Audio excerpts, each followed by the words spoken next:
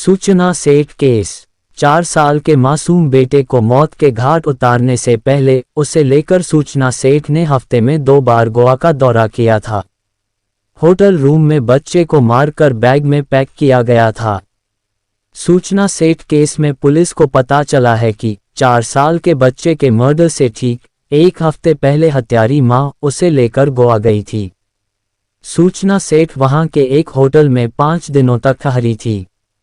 जांच में ये भी सामने आया है कि कोर्ट ने सेठ के पति वेंकट रमन को हर रविवार को बेटे से मिलने की छूट दी थी, पर सूचना के सिर पर बेटे को पति से न मिलने देने की सनक सवार थी। यही वजह है कि 1 हफ्ते में उसने 2 बार गोवा ट्रिप की और दूसरी बार वहां पहुंचने पर 5 सितारा होटल के कमरे में बच्चे को मौत के घाट उतार कर उसकी लाश बैग में ठिकाने लगा दी थी। पुलिस सूत्रों के मुताबिक अंग्रेजी अखबार दी इंडियन एक्सप्रेस ने बताया कि सूचना सेठ नए साल की रविवार 31 दिसंबर 2023 पर गोवा पहुंची थी। वह वहां 5 दिन तक रुकी और तब 4 साल का बेटा भी साथ था। वहां घूमने के बाद 4 जनवरी को वह बेटे के साथ बेंगलुरु लौटी। वैसे 31 दिसंबर को रविवार था और उसने बेटे को पति से नहीं मिलने दिया था। वेंकटरमन से उसने कहा था कि बेटे की तबीयत ठीक नहीं है, इसलिए वह उसे मिलने के लिए नहीं भेज सकती। पुलिस एफआईआर में जिक्र है कि 4 जनवरी को गोवा से लौटने पर सूचना सेठ 2 दिनों तक बेंगलुरु में रही। उसने तभी अगले रविवार के लिए भी प्लान बना लिया था और 6 से 10 जनवरी तक 4 दिनों के लिए होटल बुक किया। फिर बेंगलुरु से 6 जनवरी को वह गोवा लौटी। उसने उत्तरी गोवा के कैंडोलिम इलाके में सोल बनियान ग्रैंड होटल में रूम नंबर 404 में चेक इन किया था।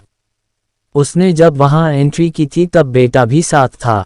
रिसेप्शन पर उसने आईडी कार्ड भी दिया और इसी दौरान बच्चे को मौत के घाट उतारा। होटल रूम में उसका एक और रविवार गुजरा। पति ने बेटे से मिलने के लिए संपर्क किया, लेकिन उसने बात नहीं की। उसी रात करीब 9:10 में सूचना ने होटल के कर्मचारियों से कहा कि वह जरूरी काम से बेंगलुरु जा रही है, इसलिए जल्दी चेक आउट करना चाहती है। होटल की ओर से उसे बताया गया कि उसका कमरा तो 10 जनवरी तक के लिए बुक है, जिस पर उसने समय से पहले चेक आउट करने की बात दोहराई। उसने इस चीज को जरूरी बताया था। सूचना सेठ ने 8 जनवरी सोमवार की रात करीब 10 बजे होटल के रिसेप्शन पर फोन किया और बेंगलुरु जाने के लिए टैक्सी बुक कराने की गुजारिश की। हालांकि होटल की ट्रैवल डेस्क ने बताया कि बेंगलुरु जाने के लिए फ्लाइट सबसे बढ़िया विकल्प है और यह सस्ता भी पड़ेगा, पर सूचना ने पैसे की चिंता न करने के लिए कहा था। सूचना सेठ बोली थी कि वह कैब से ही जाएगी, इसलिए उसे जल्दी बुक किया जाए। 8 और 9 जनवरी की दरमियानी रात करीब 1 बजे इनोवा कार होटल पहुंची। जानकारी पर सूचना सेठ फौरन रिसेप्शन पर पहुंची और उसने होटल का बिल चुकाकर चेकआउट कर लिया। ध्यान देने वाली बात है ये कि वह होटल से एक बैग लेकर बाहर निकली थी, जबकि वह वहां बेटे के साथ पहुंची थी। नियमों के तहत होटल से चेकआउट के बाद रूम्स की सफाई और चेकिंग की जाती है। सूचना सेठ के वहां से निकलने के बाद उस रूम में जब स्टाफ पहुंचा तो अंदर खून के धब्बे मिले। वे उन्हें देख दंग रह गए और फौरन होटल मैनेजर को इस बारे में बताया, जिसके बाद पुलिस को खबर दी। पुलिस ने सीसीटीवी फुटेज देखी।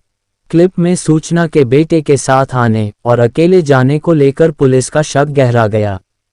बाद में उस इनोवा कार को ट्रेस कराया गया और सूचना सेठ को कर्नाटक के चित्रदुर्ग जिले से धरा गया। पुलिस ने सेठ के बैग की तलाशी ली तो उससे बेटे की लाश निकली थी। पुलिस के मुताबिक सूचना सेठ पश्चिम बंगाल से हैं, जबकि उसका पति वेंकटरमन केरल का रहने वाला है।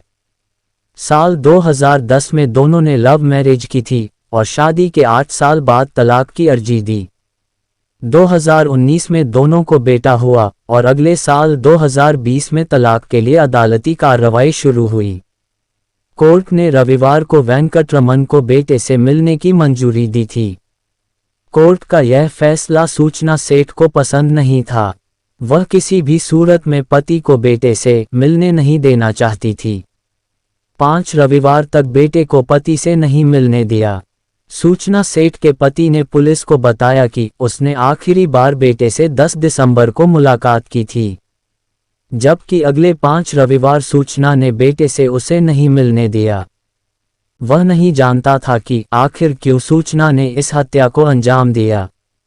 बेंगलुरु के फैमिली कोर्ट में बच्चे की कस्टडी को लेकर लंबे समय से मुकदमा चल रहा था। शुरुआती बयान में सूचना ने कहा था कि जब वह सोने जा रही थी तो उसका बेटा जिंदा था और जब वह नींद से जागी तो उसकी मौत हो चुकी थी। सूचना को एक दिन पहले सोमवार 15 जनवरी को कोर्ट में पेश किया गया, जहां से 5 दिनों की पुलिस रिमांड पर उसे भेजा गया। फिलहाल उससे आगे की पूछताछ हो रही है।